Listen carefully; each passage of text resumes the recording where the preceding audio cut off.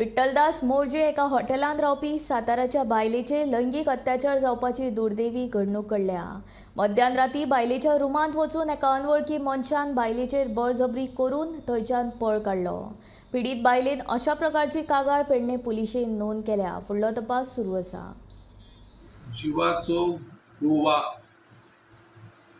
करपाक आयिल्ल्या एका सातारा महाराष्ट्र हांगासरल्या 29 वर्षीय महिलेचेर विठ्ठलदासवाडा मोर्जी दर्या देगेल्या एका रेस्टॉरंटाचेर पयल्या मजल्याचेर रेप करपाची घडणूक घडल्या।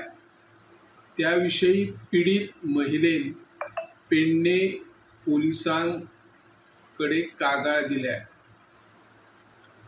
ज्या वाठारांत एका हॉटेलांत ही महिला रावताली त्या पयल्या मजल्याचेर 14 तारखेक रातच्या 2 उपरांत एक अज्ञात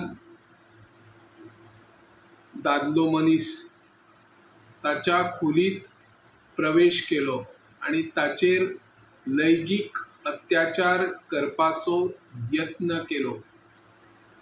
त्या बायल मनशेन तेका धरपाचो यत्न केलो, पूण तो काळोखाचो फायदो घेत पळून गेला।